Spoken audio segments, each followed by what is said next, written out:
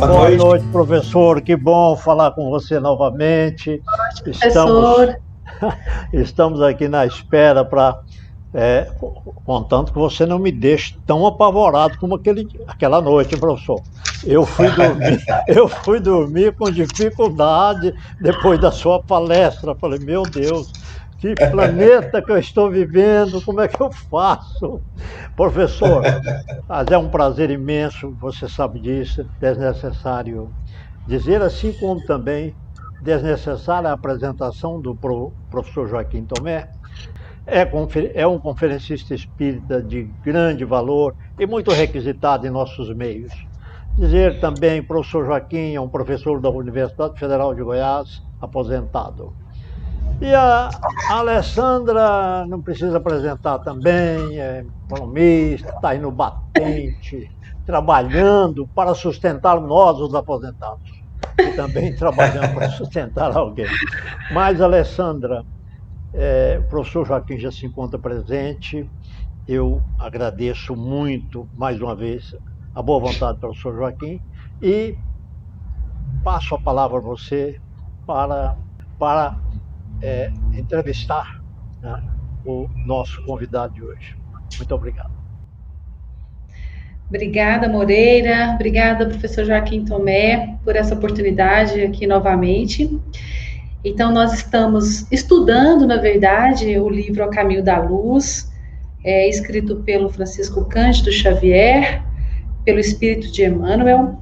Nós já estudamos os capítulos da Gênese planetária, vida organizada, raças adâmicas, falamos sobre os 4 povos, e no nosso encontro passado falamos sobre a civilização egípcia, já praticamente concluindo, mas eu queria puxar aqui 2 pontos que eu acho importante, às vezes, trazer um pouco mais de informação, que é quando o livro cita a questão da ciência secreta e do politeísmo simbólico, porque nós falamos muito sobre a civilização egípcia com esse foco do politeísmo, mas por trás de todas aquelas questões havia uma razão maior dessa continuidade, né, do politeísmo, e eu gostaria que o senhor falasse um pouquinho mais sobre esses 2 pontos, para que depois nós possamos passar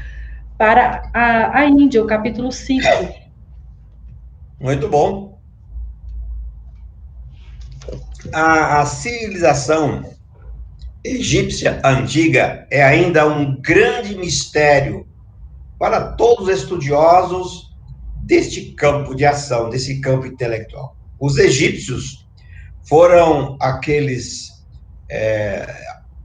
capelinos, os mais avançados no estudo da mente. Eles conheciam profundamente o psiquismo, psiquiatria, psicologia, e também as ações que a mente pode realizar quando submetida às energias eletromagnéticas, ao magnetismo mental. A força mental, para eles, era coisa simples. Eles conseguiam dominar bem esse campo, né? Conheciam bem esse campo. Inclusive, os domínios da levitação, da mudança ou transporte de aparelhos, de material, de comunicação mental de uma pessoa para outra, o pensamento, eles conheciam tudo isso. Mas aí, então, eles começaram a notar que esses ensinos e esse conhecimento, o povão não entendia. Quando um mestre lia o pensamento de um, ou transmitia o pensamento que vinha do alto para o povo, eles achavam que aquilo era bruxaria. Ou seja, eram coisas somente oráculos que podiam fazer aquilo, pessoas enviadas de Deus que podiam fazer aquilo. Então, os egípcios, os sacerdotes egípcios, começaram a pensar, ora, o que fazer? Ensinar isso para o povo é aquilo que Jesus falou, é jogar pérolas aos porcos. Não vai adiantar nada. Então, vamos dar uma coisa que o povo entenda. Aí começaram a fazer a alusão aos deuses. O espírito superior ali, que chegava, conversava com os sacerdotes, conversava. E o sacerdote via, conversava como se fosse um encarnado com outro encarnado. Para os sacerdotes daquela época, aquilo era natural. Então, eles começaram a trazer nomes para essas entidades, dizendo que eram os deuses. Eram deuses. E começou a proliferar a adoração aos deuses, e os sacerdotes incentivavam isso, porque dava ao povo o que eles queriam, era a divindade. Né? Um só Deus não resolvia o problema. Para cada coisa era um Deus específico, para cada situação um Deus específico.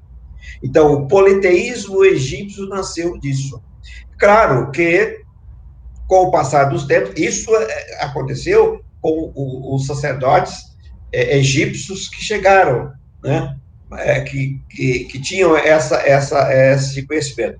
Mas, daí a pouco a coisa foi degringolando, né?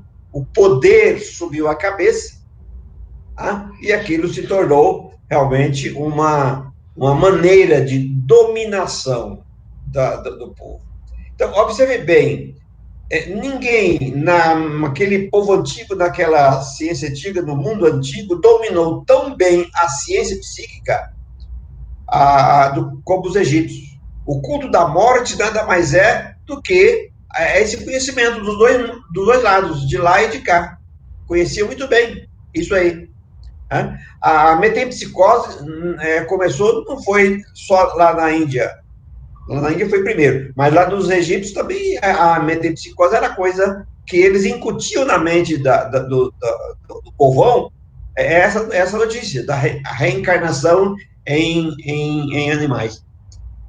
Então, olha, observe bem, como é que esse povo conseguia realizar tanta coisa que hoje nós admiramos. A ciência psíquica era revelada e conservada apenas para aqueles iniciados. O que eram iniciados? Eram aqueles que se comprometiam por juramento de morte a não revelar para o povão, né? Aqueles ensinos que eles traziam de movimentação das forças psíquicas. Né? Para isso, existia daí para frente os mistérios, a ciência secreta do Egito, que alastrou como algo que só iniciados podiam saber, e isso aí realmente tem até hoje, no mundo inteiro, essa ciência oculta. Mas os egípcios que vieram de Capela eram aqueles que tinham grande conhecimento psíquico, eram os que tinham menor dívida para com Deus. Por isso eles voltaram mais cedo. Daquele grupo que se dirigiu ao Egito, então veja, eles, quando os capelinos começaram a reencarnar, eles começaram ali na região do Pamir, que é aquele planalto lá no Himalaia. Dali eles desceram para o mundo inteiro. Então, ao chegar no Egito, eles encontraram um campo de ação muito propício para isso. Então, eles voltaram mais cedo. Hoje não existe mais nenhum capelino daquele tempo antigo egípcio. Não tem. Eles existem dos outros mundos. Por exemplo, dos arianos, existem muitos ainda, mas dos egípcios não. Tá? Muito bom, professor. Excelente esclarecimento. Já podemos passar, então, para a Índia, capítulo 5 do livro. E eu gostaria que o senhor falasse um pouquinho sobre a civilização dos hindus, né? E comentasse que eu vi no livro que eles vieram antes dos egípcios.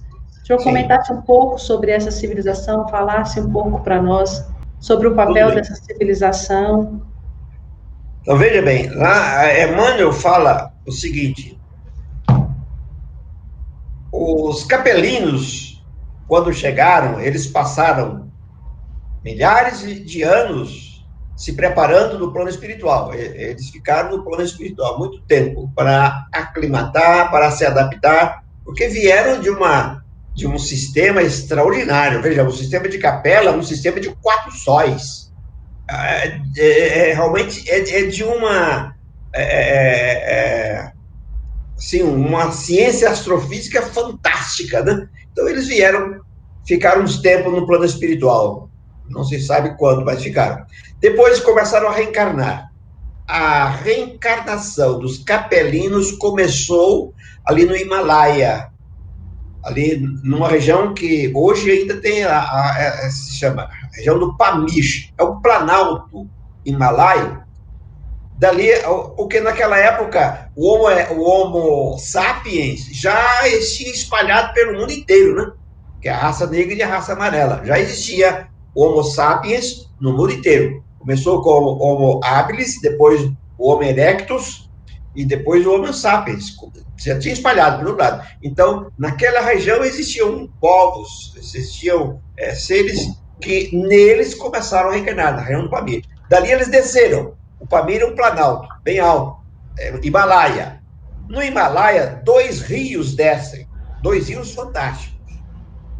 O rio Ganges, que segue para o norte da Índia e vai para o mar.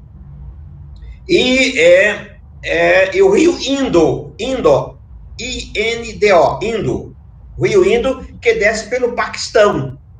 Desce pelo Paquistão e vai desaguar lá no mar da Índia, no mar Índico. Então, esses 2 rios, 2 planaltos, 2 vales extremamente férteis, onde existia muita gente morando.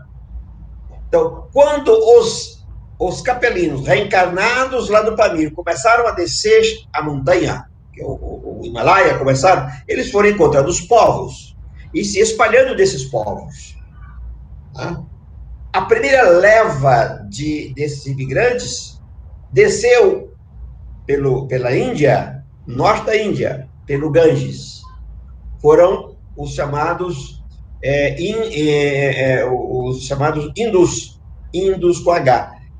Eles desceram mais para o sul e se tornaram o povo da Índia. Os povos indianos se tornaram ali. Tinham grande inteligência. Tinham uma noção de religiosidade muito grande.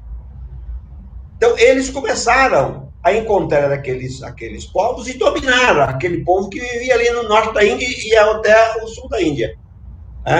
O chamado continente, o subcontinente indiano, que era muito maior do que hoje existe. Esse subcontinente indiano dominava, realmente, hoje, onde existe a Índia, Paquistão, Afeganistão, Cazaquistão, aquela turma toda, descia para Vietnã, Laos, Camboja, até a Malásia e Indochina,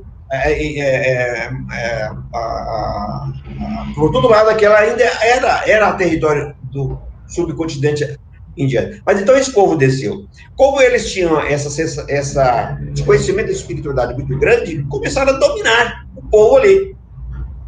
E eram orgulhosos, tinham orgulho de raça.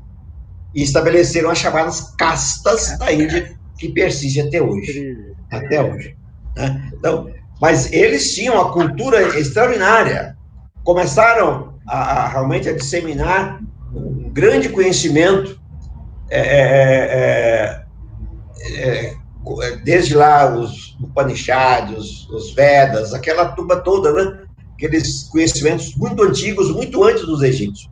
Então, realmente, é um povo que dominou a região e ainda tem muito, assim afirmam alguns autores, que existe ainda capelinos nessa região, porque o orgulho de raça das castas permanece até hoje e é um caso severo, né, doído.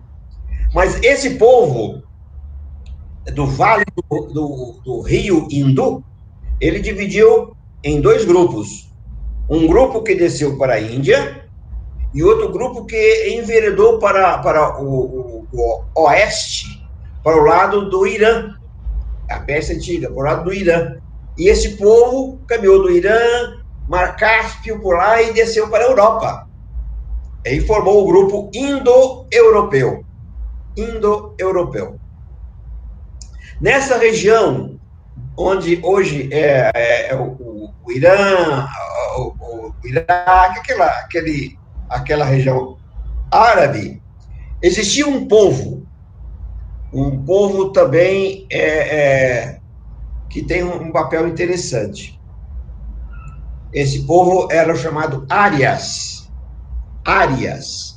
Esses árias invadiram o território do povo indo, do vale do rio Indo, invadiu ali, dominou o povo, aí chamado indo-arianos, e ficou como sendo os indo-arianos.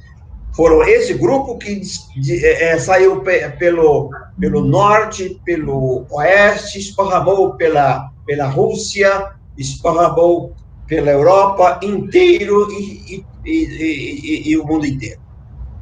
Mas o povo da Índia desenvolveu uma cultura filosófica extraordinária, que até hoje nós nos beneficiamos dela, não é isso?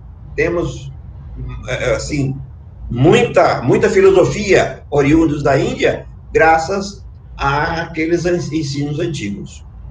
Mas eles deixaram uma marca realmente dolorosa por onde passavam, que era a constituição das castas indianas.